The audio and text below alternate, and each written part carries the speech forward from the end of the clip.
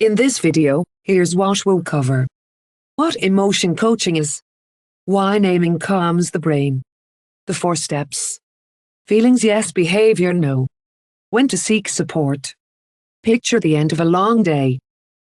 Your child is melting down because the blue cup is in the dishwasher, not the red one. Every part of you wants to say, "You're fine, it's just a cup. Stop crying." Most of us were raised on exactly those words, and most of us say them with love, hoping to make the upset go away faster. But there's a different way to respond, and the research behind it is remarkable. In my practice, I teach parents something called emotion coaching. An emotion coaching parent does 4 things. First, they notice the feeling early, even the quiet ones a child can't yet put into words. Then they name it precisely, not just upset, but frustrated, disappointed, or left out. They validate it, showing the child that the feeling itself makes sense, and they still guide behavior, holding firm, kind limits. That last part matters, because emotion coaching is not about letting anything go. The researcher John Gottman gave this approach its name after years of studying families. Children of emotion coaching parents tended to be more resilient, got along better with friends, and showed lower rates of anxiety and low mood. How we respond to feelings, it turns out,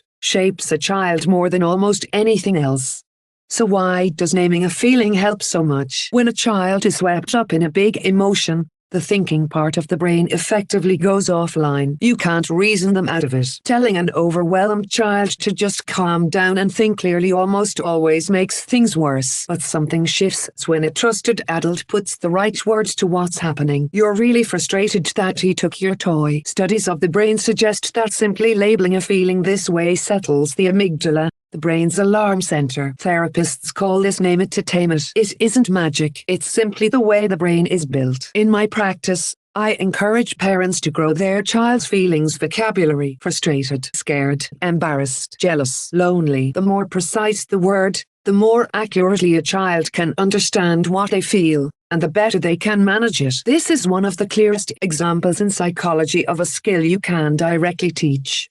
So how do you actually do it? In my practice, I break emotion coaching into 4 simple steps. The first is to notice. Slow down enough to catch the emotion, and treat it as a chance to connect rather than a problem to shut down. The second is to name it. Offer a precise word, and offer it gently, as a hypothesis rather than a verdict. "It seems like you're feeling left out. Is that right?" The third is to validate. This is the step parents most often skip, because we're so keen to fix things. But a child who doesn't feel heard cannot move on to solving anything. "I understand why you're angry. It felt unfair."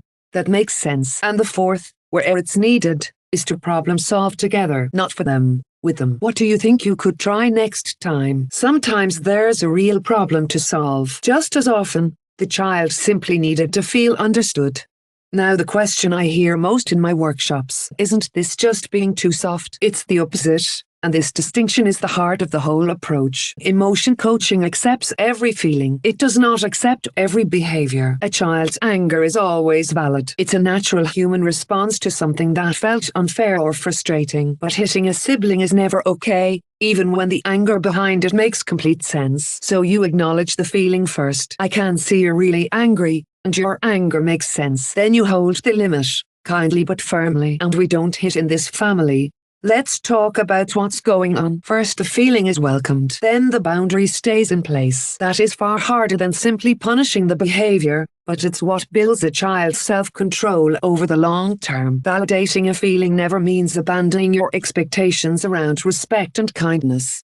Emotion coaching looks a little different as children grow. With a toddler, it's a calm voice and very simple words. With a school-aged child, you build that feelings vocabulary through books and everyday moments. With a teenager, you listen more and advise less, and you pick a calmer moment rather than the heat of the storm. For many families I work with, including parents from Indian and South Asian backgrounds, this is about weaving emotion coaching in alongside deeply held values of respect and self-discipline, not replacing them. And here's something worth naming gently. You can't teach a skill you were never taught yourself. If your own feelings were brushed aside when you were young, this will feel unfamiliar, and that's not a flaw. It's simply a skill you can learn now. Emotion coaching is a wonderful everyday tool, but if your child's worry, sadness, or anger is taking over daily life, school, or friendships, that's a good moment to reach out. In my practice, I work with parents and children together, and support is available through a Medicare mental health care plan,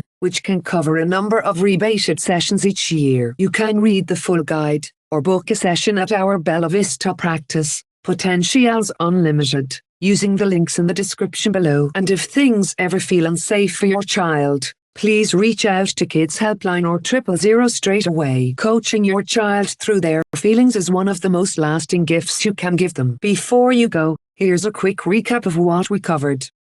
What emotion coaching is. Why naming calms the brain. The 4 steps. Feelings yes, behavior no. When to seek support. And one small thing that really helps more people find this. Subscribe for weekly mental health explainers. Like this video if you found it helpful. Share it with someone who might need it.